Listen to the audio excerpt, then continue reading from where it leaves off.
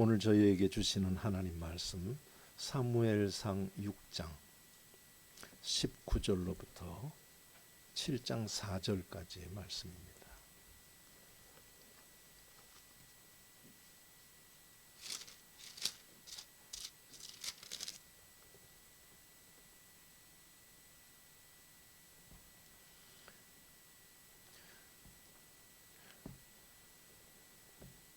제가 받들어 읽겠습니다.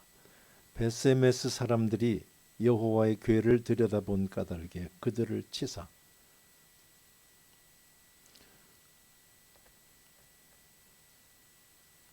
70명을 죽이신지라. 여호와께서 백성을 쳐서 크게 살육하셨으므로 백성이 슬피 울었더라. 베세메스 사람들이 이르되 이 거룩하신 하나님 여호와 앞에 누가 능히 서리요? 그를 우리에게서 누구에게로 올라가시게 할까 하고 전령들을 기럇 여아림 주민에게 보내어 이르되 블레셋 사람들이 여호와의 궤를 도로 가져왔으니 너희는 내려와서 그것을 너희에게로 옮겨가라.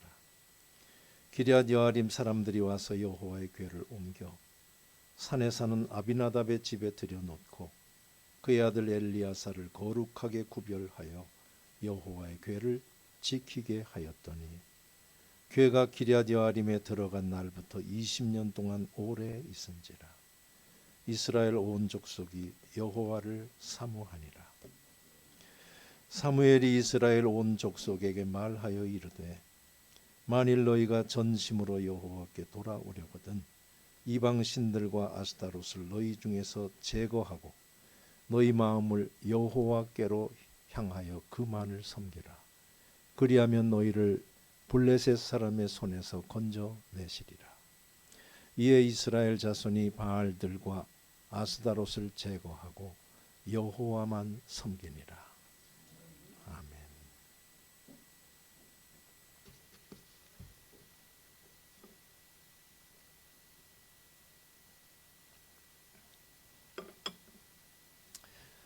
사순절 둘째 주일 예배를 드리시는 우리 성도님들께 우리 주님의 고난이 우리의 구원이 돼서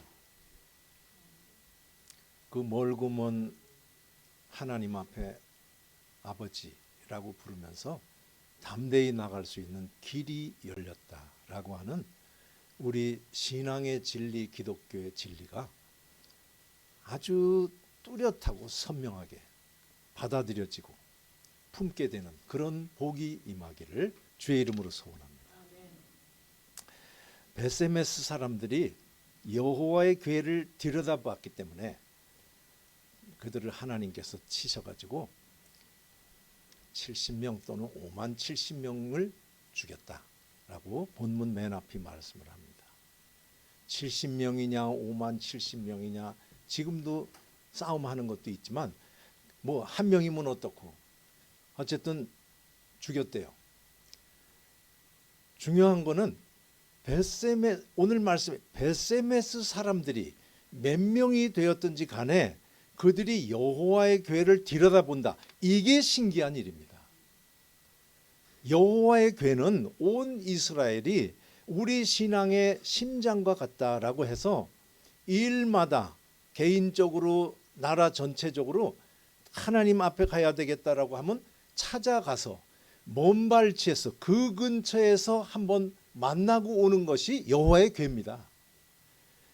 베세메스 땅에 그 궤가 와가지고 온 마을이 들여다볼 만큼의 이런 일이 벌어졌다는 이게 신기한 다시 없는 사건이라고 보셔야 돼요. 알아들으시죠? 여호와의 궤는 실로에 있던 것을 블레셋과 이스라엘이 전쟁을 벌여서 4,000명이 죽는 일을 겪은 다음에 우리 하나님의 궤를 모시고 와서 우리가 이 전쟁에서 이기자 끌고 갔던 그 궤가 7개월 동안이나 블레셋 땅에 가서 끌려갔다가 그냥 기기묘묘한 방법으로 돌아와서 쓴 게 이스라엘과 블레셋의 가장 경계 마을인 베세메스에 왔다라는 얘기예요. 이 너무 신기한 일 때문에 이들이 그 궤를 들여다봤다는데 이 여호와의 궤는 특별한 겁니다. 그러니까 하나님이 우리하고 함께 하셔라고 하는 증거를 눈으로 보여주는 것이 세 개가 들어있는 거죠.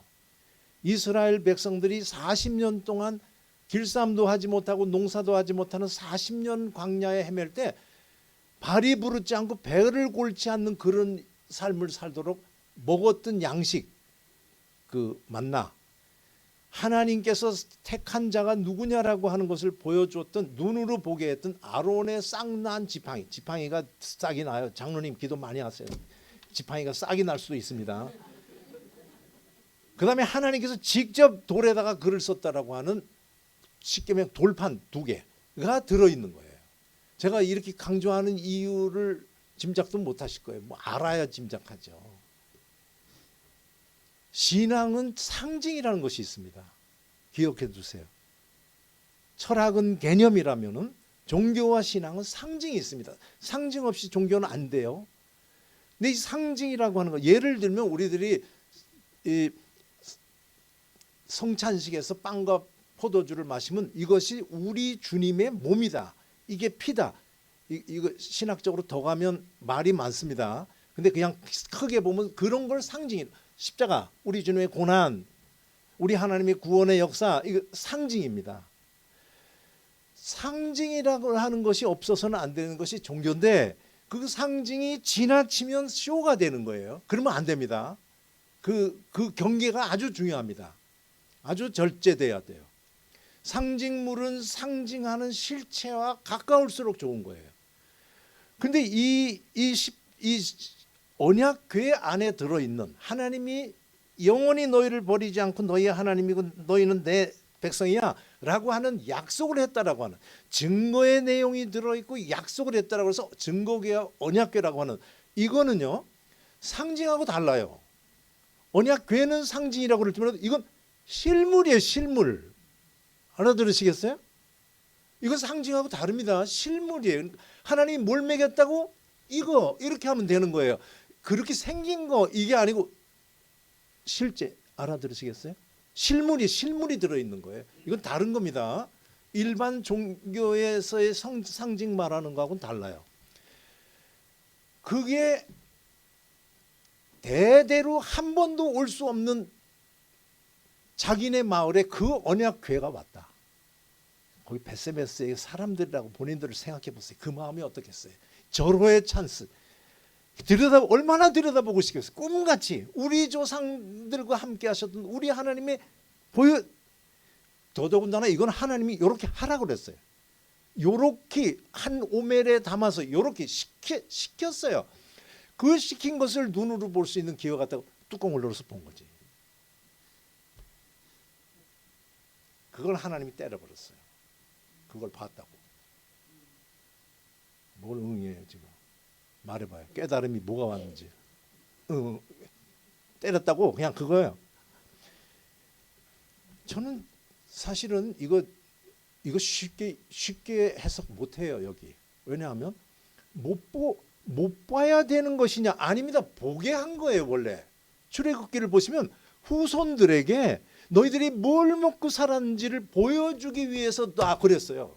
제가 쉽게 출애굽기를 찾아보니까 딱 그렇게 나와 있어요. 보라고 한 걸 봤는데 때려버렸어요. 왜 때렸을까? 사람을 그렇게 죽였는데 이유를 말하지 않고, 제가 얘기하는 거 알아들으시죠? 보지 못할 것을 봤다, 이건 아니에요. 근데 왜 때렸냐는 거죠. 그걸 말을 안 해요. 하나님 말이 없어요. 그러니까 그냥 모두가 자기가 하나님 마음 더 잘한다 하고는 그냥 떠들고 평안히 음부로 내려가고, 하나님이 입 다물고 계셔서 많은 사람 먹고 산다, 제가 그래요. 뭐 증명이 돼야지. 하나님 다 사랑해. 그도 사랑하고 우리도 사랑하고 다. 이 사람들이 죽어 나자봤으니 어떻게 했어요? 그 마음이 크게 슬퍼했대요. 크게 슬퍼라고 하는 말은 뭐 얼른 제가 얘기할 때 왜 슬펐을까? 내 피부치가 죽어서? 아니면 하나님이 우리를 버렸나? 이 슬픔도 이거 구별해야 돼요. 그래서 어쩌면 이 슬픔 안에는 섭섭함도 있어요. 그럴 수 있어요. 말이라도 하시지. 아니면 그냥 때린다 겁을 줘서 우리를 안 하게 하든지. 우리 신앙인들이 너무 신앙이 좋아가지고 질문하고 하나님하고 엉겨붙을 때를 그냥 넘어가게 이렇게 넘어가는, 이게 이것도 나쁜 건 아닙니다만 질문할 건 해야 돼요. 그렇다고 이렇게까지 할 수 있나? 그래가지고 이 충격까지 들어있는 그런 슬픔입니다. 이 슬프다, 운다라고 하는 건 참 많은 의미가 있죠. 우는데 우리 장로님 기도하면 수시로 울어요. 기도하다가도 울고, 그러니까 슬퍼서 울고 기뻐서도 우는 이 울음이라는 건 참 다양합니다. 어쨌든 그 사람들이 크게 슬퍼하고는 누가 이 거룩한 하나님 앞에 능히 설 수 있을까? 참 착하기도 하다 그래. 거룩하다. 저 같으면 여기서 거룩한 하나님이 아니고 무시무시한 하나님. 저 같으면 이 분위기는 그렇습니다. 누가 이 어미하신 하나님 앞에 설 수 있겠어? 그럼 우리에게서 누구에게로 이분을 올라가시게 할까 그랬어요. 이분 저 언약궤를 이분이라고 하지는 않았을 거예요. 그러니까 막 둘을 같이 보는 거예요. 그냥 언약궤를 지금 보내겠다고 하는 말인데 그분을 올라가시게 할까 이랬어요. 뭐라 그랬다고요? 이분을 우리에게서 누구에게로 올라가시게 할까? 이거 참 눈물 나는 질문입니다. 왜냐하면 언약궤가 갈 데가 없어요. 언약궤의 집이라고 하면 실로였다고. 실로 엘리의 집, 거기를 하나님의 집이라고 모셨었는데 그 집이 초토화됐어요. 엘리 제사장도 죽고 그 아들 둘 죽고 며느리가 애 낳고 죽고 거기 사람은 사나. 제가 오죽하면 그냥 그 옛날 노래가 생각나더라니까요. 고향 옛날에는, 지금은 어부들 노래소리 끝인지 오래더라. 지금은 그 누가 살고 있을까? 살구나 있나 모르겠어요. 보낼 데가 없어요. 이 처참함이 여기 들어있다고 보시면 돼요. 그러다가 기럇 여아림 사람들에게 보내자. 그래서 전령들을 해서 보냈대요. 기럇 여아림으로 보낼 때 이거는 답은 없습니다. 갈 곳을 원래가 거기를 가야 맞는지 아니면 그냥 후닥닥 빨리 우리 마을에서 보낼 생각에 아무에게나 했나라고 할 때 기럇 여아림으로 보내는 것은 벳세메스에 원래는 있을 것이 아닌가 봐요. 이게. 그러니까 벳세메스에 안 있고 기럇 여아림으로 보낸 건 사람이 죽어 나자빠져서 무섭고 두려워서 뿐이 아니고 지형적인 면에서 기럇 여아림이 벳세메스보다 나았던 것 같아요. 쉽게 얘기해서 기럇 여아림은 숲이라는 의미가 들어있어요. 여기. 그러니까 숲에 산에 올려가시게, 그래서 그 지역에 어울리게 이 언약궤를 모시는 데는 벳세메스보다 거기가 어울려서 보냈다, 이렇게 보셔도 돼요. 그래가지고 아비나답의 집에 모시고는 그 다음에는 그 아들을 거룩하게 구별해가지고 엘리야사를 그 궤를 지키게 했다. 그곳에 가서 20년 동안 오래 있었다. 이스라엘 백성들이 여호와를 사모했다. 요 부분은 우리가 지금까지 제가 말씀드린 것에서 그 모습을 찾아보시기 바라요. 그러니까 이스라엘의 하나님이 우리와 함께 계신다라고 하는 것을 보여줄 수 있는 것이 하나도 없는 모습을 가르쳐 줍니다. 이제는 하나님의 집이라고 궤가 있는 곳으로 사람들이 찾아갔는지 알 수 없을 정도로 그냥 거기에 모셨지만 처박혀 놓은 거지. 하나님을 대변한다라고 하는 제사장 사사인 사람은 없는 상태. 그러니까 언약궤 보이지 않고 사사 보이지 않는 그런 시절. 그때 여호와를 사모했대요. 무슨 뜻이겠어요? 슬퍼했다. 그래서 어느 나라 성경은 울었다. 이 본문이 엉엉 울었다. 그러니까 이스라엘 사람들의 마음입니다. 의지가지 할 데 없는, 하나님이 우리와 함께 계셔라고 하는 것을 볼 수 있는 건 아무것도 없는 그런 모습이 이때라고 보시면 돼요. 20년이 됐대요. 20년. 20년은 뭐예요? 무슨 뜻이에요? 20년은 강산이 2번 바뀌는 거죠.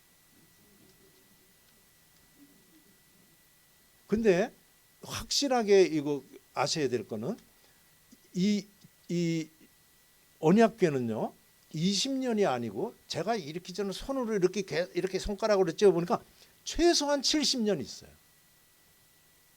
최소한 70년을 여기 있습니다. 뭐냐면 지금 이 사무엘이 지금 등장하기 전까지 20년 지금 그랬잖아요. 그 다음에 사무엘이라는 왕을 세워서 왕 40년 지내요. 그 왕 끝나고 다윗이 모셔와요. 그러니까 40년, 지금 20년, 그리고 사울과 사무엘이 같이 사는 시절을 10년 잡을지 20년 잡을지, 그러면 최소한 70년, 그 다음 80년 이렇게 잡아요. 그러니까 여기 20년은 강산이 2번 바뀌었다의 의미도 있지만은 그건 너머에 사무엘이 등장할 때까지의 시간이 20년 이렇게 보셔야 돼요. 알아들으시겠죠? 언약궤가 거기 있는 시간과는 아무 의미 없습니다. 다음 사건과 연결돼요. 이제 사무엘이 등장해요. 사무엘이 등장해서 온 이스라엘에게 말을 하고 그것이 먹혀드는 때까지가 20년. 사무엘이 지금 이미 공식적으로 사사라는 임명을 받았는지는 알 수 없어요. 그러나 사무엘의 말이 온 이스라엘에 전파될 정도로 이스라엘 민족의 지도자로서 딱 서서 하나님의 소리를 어디서도 듣지 못하는 그때 하나님의 소리를 전해주는 위치에 서게 될 때까지가 20년이다 이렇게 보시면 돼요. 알아들으시겠죠? 이때 사무엘이 와서 너희는 이방신들 아스타롯 버리고 여호와께만 마음을 여호와께 향하고 그 하나님만 섬겨 이렇게 얘기했대요. 어때요? 오늘 말씀 이제 중요한 말씀 정신 차리시고 어때? 좀 이상한 느낌 들어요? 이스라엘 백성들이 하나님을 사모하고 하나님 앞에 울고 하는데 이방신을 섬기고 아스타롯을 섬긴다. 이해돼요? 하나님을 잘 믿는 사람들이 절에 가요? 아니 절에는 가지. 관광으로 가죠. 가서 거기서 뭐 절하고 뭘 해요? 그건 이해 안 되잖아요. 알아들으시겠어요? 우리는 지금 자꾸 이거 어려운 거예요, 사실은. 바알 많이 들었잖아요. 그러니까 이스라엘 백성들이 하나님을 섬긴다고 하면서 다른 신에게 가서 이렇게라고 보면 어울리지 않아요. 요거를 어떻게 보시면 되나 하면 이스라엘 백성들이 광야에 들어갈 때 모세가 시내산에 가서 십계명 받죠. 그래가지고 40일 있다가 내려오니까 뭔 일이 일어났어요? 금송아지를 만들었어요. 금송아지 신을 섬긴다는 게 아니고 이 송아지가 우리를 애굽에서 인도한 신이다 이렇게 표현했어요. 알아들으시겠어요? 그러니까 하나님이지 하나님. 하나님의 모습을 그린 거죠. 다른 신이 아니고. 이거는 뭐 학자들은 지금 전문적 학자들은 제 얘기를 알아들을 거예요. 바알이 하나님이다 이런 논문들이 옛날에 벌써 많이 나왔어요. 우리는 다른 신 이러는데 그게 아니고 보여지는 어떤 것을 만들어내야 속이 시원한 거지. 보이지 않는 하나님, 모세는 없고 하나님은 우리에게 보여진 적은 없으니 만들어. 이 신이야 지금까지 우리를 끌어오시면 이렇게 한 거죠. 알아들으시겠어요? 받아들이실 만해요? 이걸 가리켜서 우상이라고 합니다. 우상이란 말 아시죠? 하나님께서는 제일 싫어하는 게 우상. 만들지 말라. 우상은 뭐냐? 하나님의 보이지 않는 하나님의 상이라고 얘기를 하면 되는데 이걸 더 정확하게 오늘 제가 말을 만들었어요. 하나님의 이름을 갖다 붙여서 하나님같이 그것을 섬기는 것, 이게 우상이에요. 하나님의 이름을 갖다 붙여서, 안 붙이는 거 아닙니다. 남의 얘기하는 거 아니라는 감이 와요 지금 벌써. 하나님을 믿으면서 절에 가지 마라. 그러니까 우린 신경도 안 쓰이지 뭐. 그럼 안 가지. 이스라엘 백성은 더더욱입니다. 안 가요. 바알신 산당에 간다라고 하는 것도 그게 하나님이다라고 하고 가는 거지. 다른 신을 섬기는 게 아니고 그게 그분이야 이렇게 한 거죠. 그러니까 그게 뭐냐면 하나님의 이름을 갖다 붙이고 이걸 하나님 대접하는 것, 하나님께 영광 돌려야 할 걸 여기에 영광 돌리는 이게 우상이에요. 제가 말하고도 정말 감동적이네요. 아직도 우상은 딱 그렇게 우상은 하나님의 이름을 붙여서 하나님보다 더 섬기는 이게 우상이에요. 하나님께 가야 될 영광을 이쪽에 뺏어가도록 만든 것. 근데 하나님의 이름은 붙어야 돼요. 이게 우상입니다. 하나님 우상을 싫어하세요. 나를 봐. 딴 데 보지 말고 왜 언약궤를 들여다봐. 언약궤가 아니고 나를 봐라고 하는 하나님의 마음이 그들을 내리쳐서 70을 죽였다라고 보셔야 된다는 말씀이죠.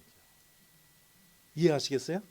하나님의 이름을 붙여놓고 하나님보다 더 높이는 것, 이건 사람도 될 수 있고요.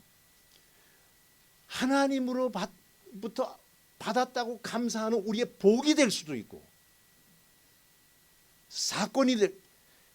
하나님과 관계된 사건도 우상이 될 수 있고, 우리가 하나님께로부터 받았다고 감사하는 물체도 될 수 있고, 사람이 될 수도 있어요. 이게 우상입니다. 우리는 우상 얘기를 하면 너무나 먼 얘기, 우리는 우상 숭배 안 해. 하나님 감사합니다 하고 하나님 잊어버리고 그거 붙드는 거, 이게 다 우상이 돼. 왜 또 씨앗이 된 것 같은, 씨앗이 오른 것 같은. 제가 이 얘기를 하면은 더 도움이 될지 모르겠습니다.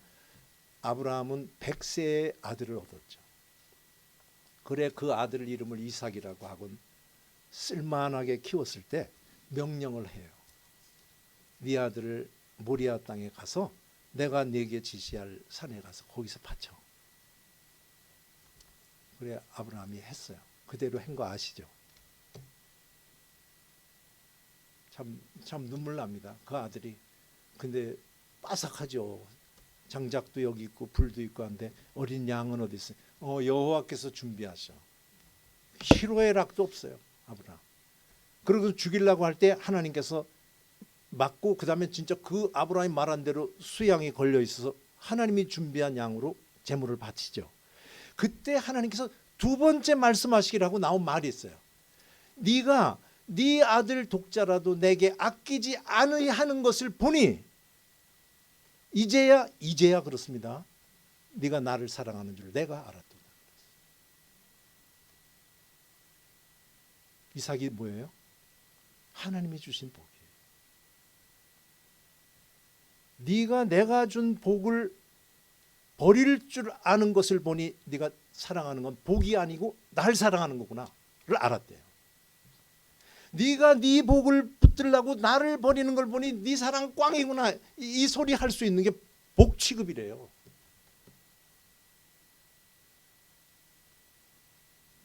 그러니까 신앙은 뭔가 하면 하나님이 주신 것이 너무 귀해서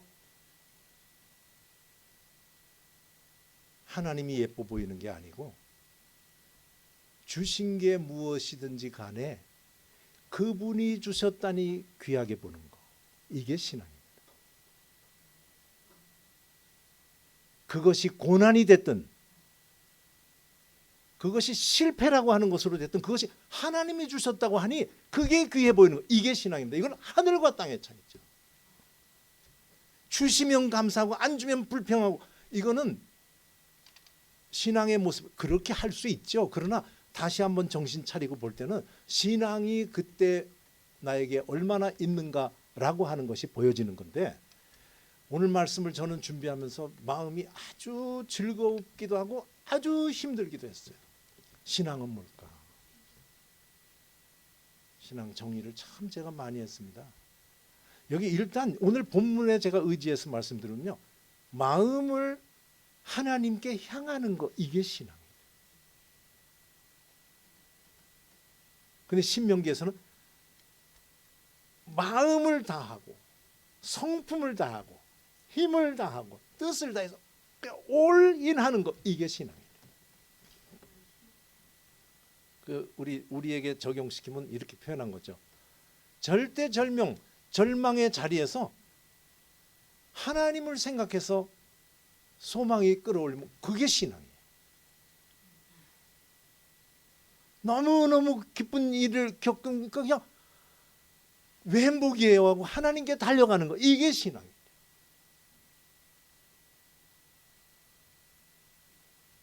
신앙생활 하는 우리 성도 여러분, 믿음으로 하나님께 예배드리시는 우리 성도 여러분, 말씀을 들으며 나를 그 안에다가 다 집어넣고 돌려가며 360도로 마음을 돌려깎기 하며 봐도 나 신앙인 맞네 라는 확신이 드는 우리 성도님들 이시기를 주의 이름으로 소원합니다.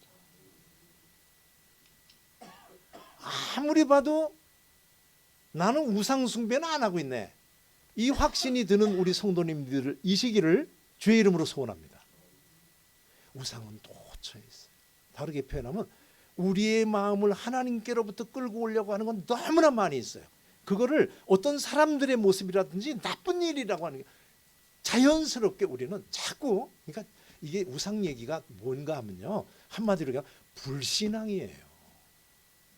보이지 않는 하나님을 믿는다라고 하는데 계속 보이는 것으로 만들고 싶어하는 인간의, 내가 파악하고서 내 머리에 집어넣고 내가 눈으로부터 보고 확인하고 내가 어루만지고 이러고 싶어하는, 이게 우상이에요. 이게 불신앙이에요. 신앙은 그냥 참 그렇게 되길 바라요. 12세기에 어떤 사람은 그런 가사를 썼어요. 구주를 생각만 해도 내 마음이 좋고 그 얼굴 볼 때는 얼마나 좋을까. 신비주의자라고 그래요. 이런 겁니다. 신앙은 딱 외워두세요. 관계성. 신앙은 관계성이에요. 하나님과의 이 관계를 붙들고 항상 무슨 일 앞에서나 이 끈을 이렇게 붙들고, 이게 관계성, 이게 신앙이에요. 놓치지 않고 끝까지 가는 우리 성도님들 되시기를 주의 이름으로 소원합니다. 하나님과의 관계에서 얻은 증거, 언약은 누구보다 많을지 몰라도 붙드는 것은 그걸 붙드는 것이 아니고, 그걸 들여다보려고 하는 것이 아니고, 그걸 만드신 하나님의 손을 붙들면서 네가 내가 준 복 처리하는 걸 보니 네가 나를 사랑하를 내가 알았어 라고 하나님께로부터 인정받는 그 믿음의 길 가는 우리들 되기를 주의 이름으로 소원합니다. 하나님께서 불쌍히 여기셔서 저도 끝까지 이 길 잘 달려가기를 소원하고 있으니까 우리 성도님들 능력 되시고 불우한 사람 생각나면 저를 위해서 기도해 주시기 바라서 이 말씀을 전했습니다. 예, 기도하겠습니다. 아버지 하나님, 너무나 쉬운 것 같은데 하나님 앞에 마음 모으고 사는 것은 이제는 그 단계에 접어들어서 하나님 아버지고 나는 하나님의 자녀, 이것으로 된 것 같은데, 순간순간 우리의 마음이 하나님께로부터 보이는 세상, 내가 가진 것으로 마음이 가는 이 모습을 남의 것으로 보았던 것을 다시 한번 돌아보게 해주신 은혜를 감사드립니다. 오늘 이후에 우리의 신앙이 더욱 하나님과의 관계에서 선명해질 수 있도록, 누가 가르쳐서가 아니고 그 신앙이 나를 제어해서 손가락질 받는 우상 숭배의 길을 가지 않는 그 좁다란 길 끝까지 잘 달려가는 저희 되게 해 주시옵소서. 우리가 가진 모든 것이 하나님께로부터 받은 겁니다. 다 복입니다. 그 복 주신 하나님 손 붙드는 지혜로운 삶 살다가 주님 앞에 가는 우리 되게 해 주시옵소서. 예수님의 이름으로 기도하옵나이다. 아멘.